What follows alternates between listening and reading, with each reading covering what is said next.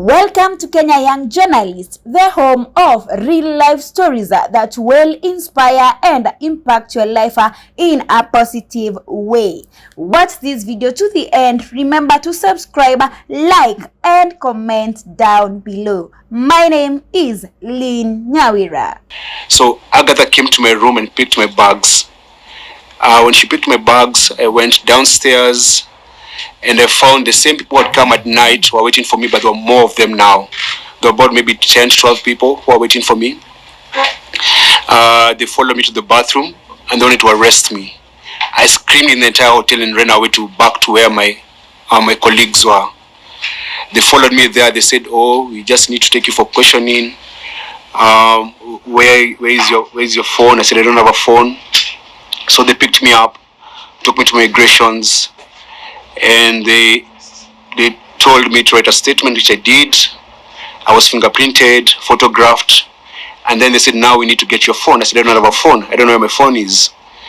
And they took me back to the hotel and reviewed the CCTV of the hotel, and they saw that Agatha came to my room and left with my bags. And that's when Agatha was arrested, taken to her room, which was ransacked. They did not find my phone or my laptop. They took us back to the immigration's office, and Agatha was interrogated for hours, for about 2 hours without lawyers. We went there with 3 lawyers from Tanzania Law Society, but they're not allowed where Agatha was. They interrogated her. Around 6 p.m. I got a call from the Kenyan ambassador to Tanzania, Mr. Isaac Jenga, who told me I was going to get deported from Tanzania. And I was like, okay, I'm happy to go home.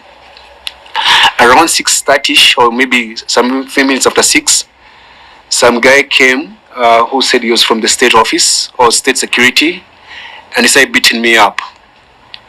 I was being beaten at the presence of my lawyers and Agatha. He started calling me, saying that I'm an inmate, I'm coming to destroy their country, and I'm a problem, they're going to teach me a lesson.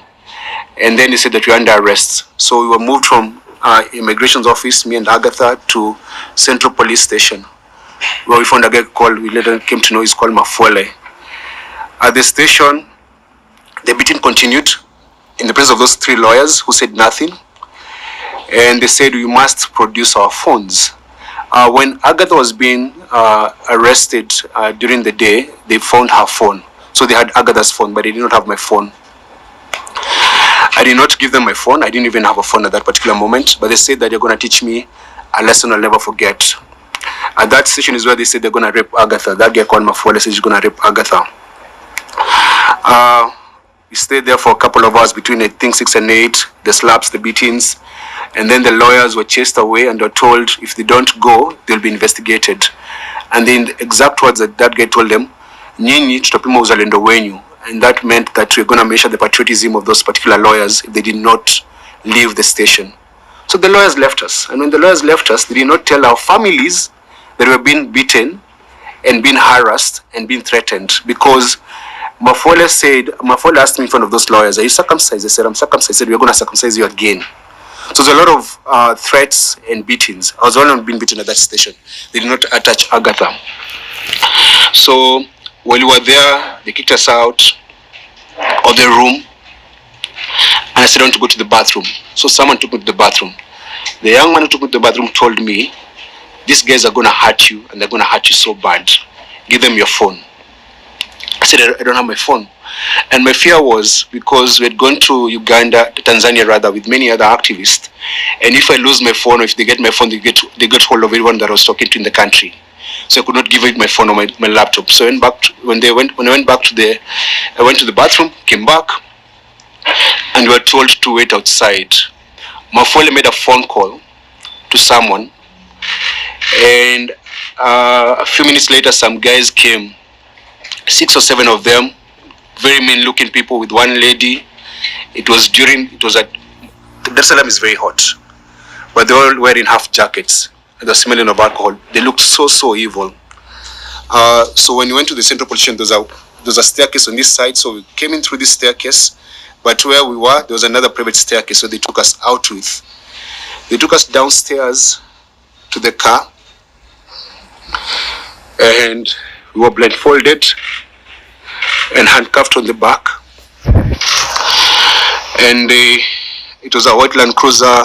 At the back, there were like a lot of sticks and a lot of fake number, like a number of number plates in that car.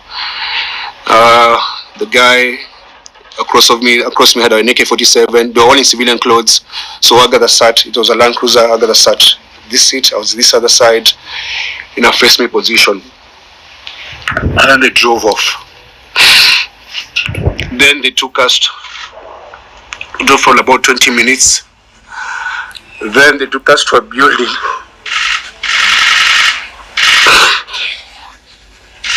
To this place where they went to torture us. When you go there, they told me to get off the car, came out, and then they banged the door on my face. I had a mark here, I don't know if it's still there. I don't know what they were waiting for. I think they were putting some things ready. They got me out. I was still handcuffed and blindfolded, and they told me to strip naked. And I stripped naked. When I stripped naked, they removed my handcuffs, and then I was grabbed by about 4 men, and they lifted me up so fast. Before they lifted me, actually, they put some gloves on my hands. Then they lifted me up.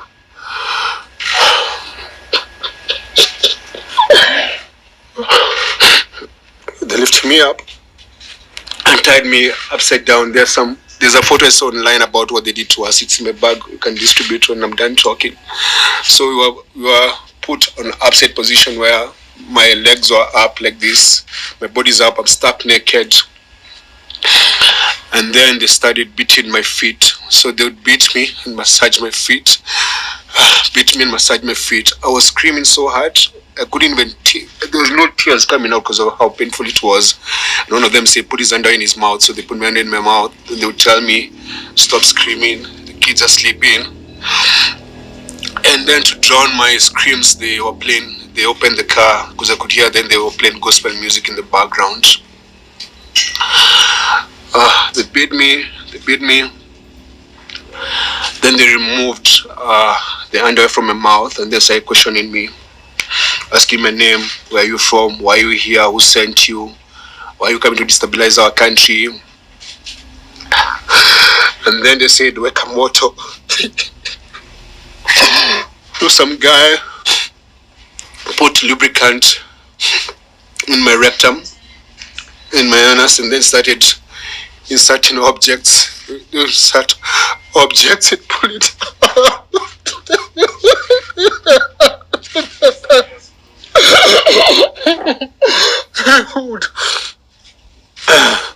Dude, it's okay.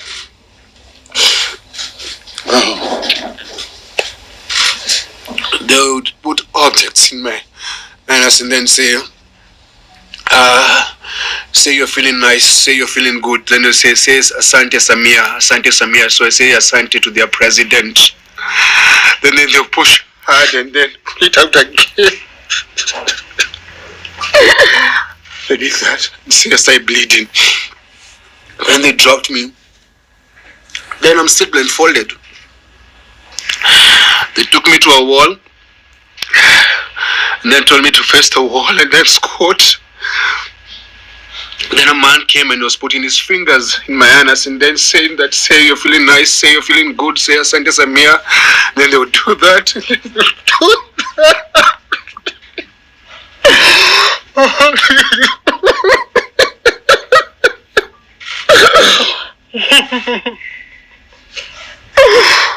And then they told me to turn around. I'm naked. So all this time they're telling me they're recording everything they're doing to us, or rather they're doing to me. So they're recording this. They're teaching me a lesson. So I'm stuck naked. They tell me around, say your name, your wife's name, your kid's name, where do you live, where do they go to school. I'm naked. And they removed the blindfold and said, now, so when I'm answering these questions, when I turn around,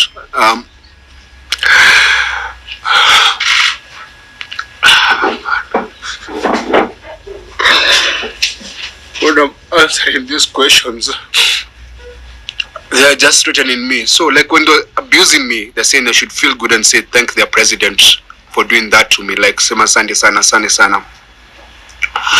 So they told me we have recorded these videos so that if you go back to your country and you say what you did to you, we shall put them online and shame you, and your kids will see this, your family will see this, everyone will see this. So while I was naked, they questioned me, asked me my email address, my passwords, everything. And because I was in so much pain and I was afraid they're going to hurt me some more, I gave them everything they wanted. Then they told me to dress up, and that's when they took over to go and torture Agatha. They put back the blindfold, told me to dress up. I dressed up, put back the blindfold, and then left me on the ground. So we spent the night on that floor. I could barely walk. I was bleeding. And then I could hear Agatha screaming. And one of the men was there saying, why don't you give me permission to rape her? Because this one is like big good. She looks very nice. Let me just allow me to shusha muzigo. Like, let me rape her. So I don't know what happened to Agatha, but I could just hear her screaming. The following morning, on Tuesday morning, they came and they told us to remove our clothes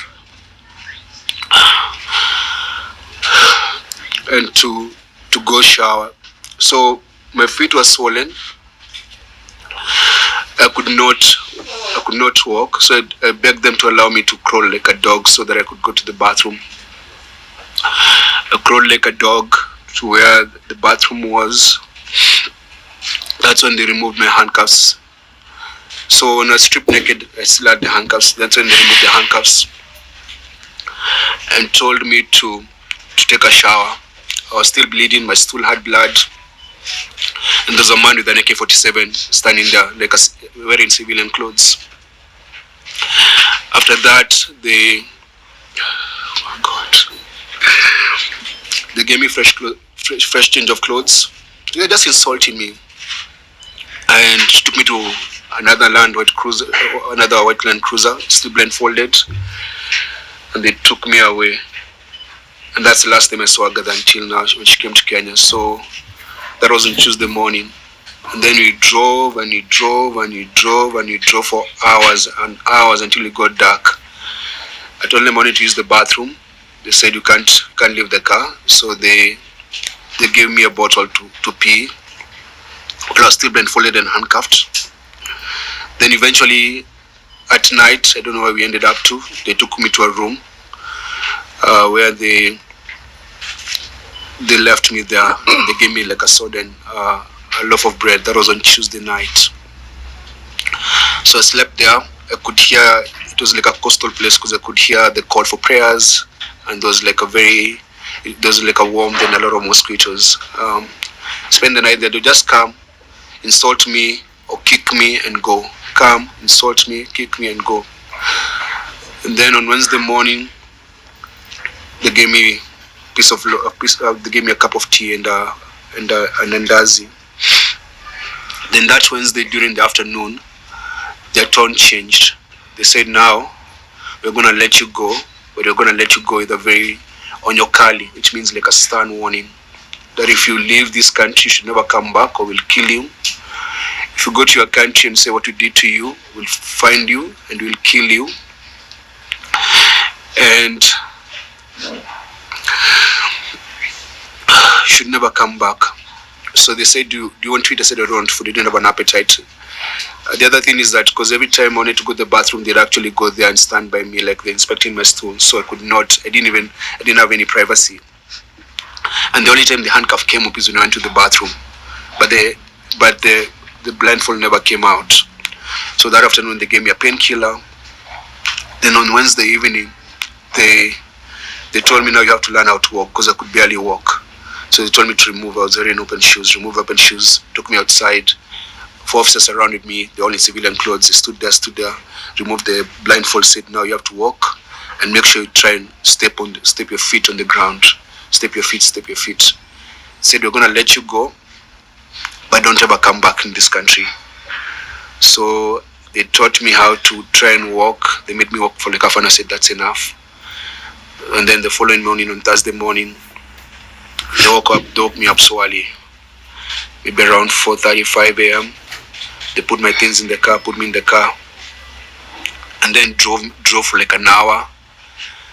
Stopped briefly, and then when they stopped briefly, they spoke outside. Then drove again, then stopped again. Then told me, you're going to drop whatever you're going to drop. You don't open your eyes, don't turn back, don't look at us until you leave. So they told me, Lala Chini. They kicked me out, slept there on the floor, on the side of the road. And then when I opened my eyes, there was a Boda Boda guy waiting for me. I think they'd already done a deal with the Boda Boda guy. That Boda Boda guy drove me to the border, which land was the Horo border, the Tanzania-Kenya border.